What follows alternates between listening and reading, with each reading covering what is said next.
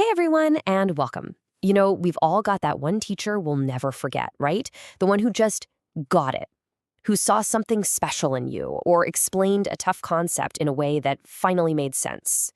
But here's a thought. What if that impact, that feeling, wasn't just a nice memory? What if it's actually a measurable force that can literally shape the rest of your life? Well, today we're digging into exactly that, the real, quantifiable, long-term ripple effect of a great teacher. So let's just start with the big question. Can you actually put a price tag on a great teacher? I mean, think about that teacher who changed everything for you. It sounds kind of crazy, right? Almost impossible, but believe it or not, some very smart economists have spent years trying to answer that exact question. And what they found? Well, it goes way beyond just getting a good grade on a test. We're talking about college, your career, and yeah, even cold, hard cash. Okay, so first up, measuring the magic. Because how on earth do you even start to do that? Before you can track the long-term effects, you've got to figure out how to put a number on that, well, that magic that happens inside a classroom. And this isn't a new problem. For decades, researchers have been wrestling with this exact puzzle. Think about it.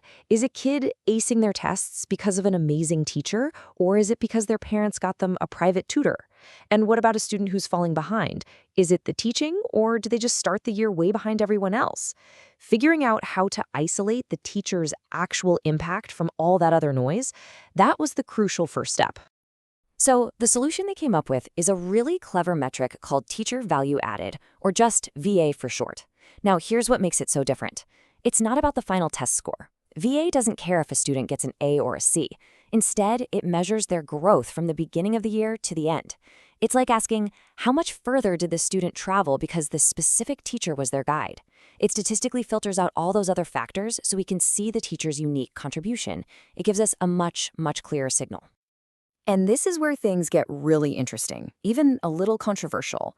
For so long, we just assumed that the best teachers were the ones with the most experience or a fancy master's degree, right? But, and this is a big but, groundbreaking research from economists like Eric Hanushek showed that those things, well, they have surprisingly little to do with how much students actually learn. Value added, on the other hand, just zeroes in on that student growth. And it turns out that is an incredibly powerful predictor of a student's future success. All right, so let's get into the really mind-blowing part, the long-term ripple effect. Because look, predicting next year's test scores is cool and all, but the real power of this whole value-added idea, it comes out when you look way, way down the road. Not just 1 year, but decades. This is where you see the real impact. So there was this absolutely landmark study by a team led by economist Raj Chetty, and they did something that had never really been done before on this scale. They got their hands on this huge data set that linked students to their individual teachers, and then, this is the crazy part, they followed those same students all the way into adulthood by looking at their federal income tax records. The big question was, did having one of those high-value added teachers for just 1 year back in grade school actually make a difference later in life? So, what did they find? The first number is all about opening doors. Turns out, having one of those top-tier teachers for just a single year boosts a student's chance of going to college by nearly 1%. Now, I know what you're thinking. 1%, that doesn't sound like a huge deal. But hold on.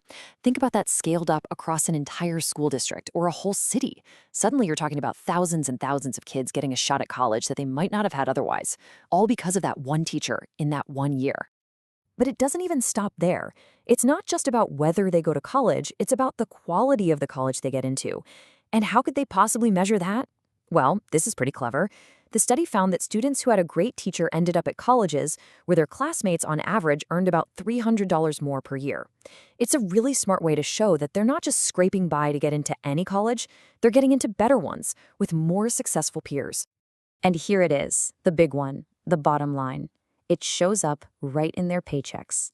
By the time they're 28 years old, those same students who had that one great teacher are earning an extra $350. And that's not a one-time bonus. That's an extra $350 times every single year for the rest of their working lives.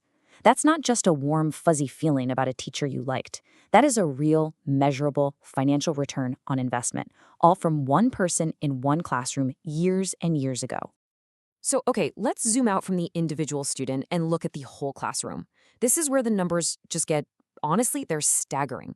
An economic model built on all this data shows that a single high-performing teacher, we're talking someone at the 84th percentile, generates over $426,000 in extra lifetime income for a class of just 20 kids. Let that sink in. Suddenly, a teacher's salary doesn't look like a cost to the system anymore, does it? It looks like one of the absolute best, highest return investments a society could possibly make. All right, section 3, beyond the test score.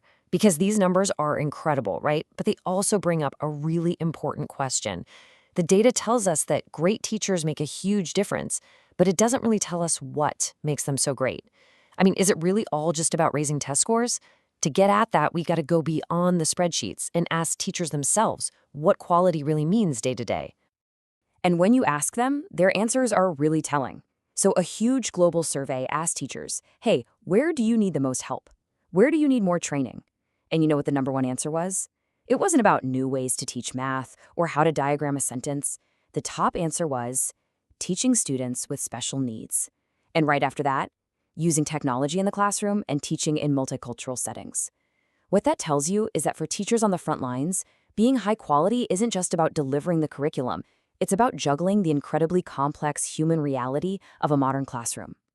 So if that's what they need help with, how do we actually help them build those skills? Well, their feedback on this is totally clear. They're basically saying, forget the one-day workshop where someone lectures at us for 6 hours. What they say actually works is training that's collaborative, where they work with other teachers. It's hands-on. And most importantly, it's directly connected to the real problems they're facing in their classrooms right now. They need practical, relevant support, not a bunch of abstract theory. But here's the thing. There's a major roadblock in the system. The person who is supposed to be the coach, the instructional leader, the school principal, is completely swamped. The data is pretty shocking. It shows they spend almost double the amount of time on administrative tasks and paperwork as they do on actually supporting teachers with curriculum and instruction. So you have this huge gap between what we know helps teachers get better and what the people in charge actually have the time to provide. So this all leads us to our final and maybe most important point, investing in quality. When you put it all together, you take that incredible economic data and you pair it with what teachers are telling us they need, the conclusion is just inescapable. Investing in teacher quality isn't just some nice thing to do. It's one of the single smartest economic decisions a society can make. Eric Hanushek, the economist we mentioned earlier, really just boils it all down. He says the key element defining a school's impact on student achievement is teacher quality. In turn, the demand for teacher quality is derived from just this impact of teachers on student outcomes. In other words, when you strip away everything else, fancy buildings, new technology, even class size, the thing that matters most, by far, is the person standing at the front of the room. And this really puts the stakes in perspective, because there's a flip side to all of this, the massive cost of ineffectiveness. One policy simulation looked at what would happen if you could just replace the lowest performing 5% of teachers with not superstars, just average teachers. The result? It would add over $260,000 in lifetime earnings for a single classroom. This makes it so clear that ensuring we have high-quality teachers in every classroom isn't just a feel-good goal, it's an absolute economic imperative. So we're left with this one final massive question. All the evidence we've looked at today points to the same conclusion. A great teacher isn't an expense, they're an investment, and one of the highest return investments out there. So the challenge for every single one of us is, how do we stop leaving this to chance? How do we build an entire system that is designed to attract, develop, and keep not just a few amazing teachers, but a whole profession filled with them? Because honestly, the answer to that question is going to define our future.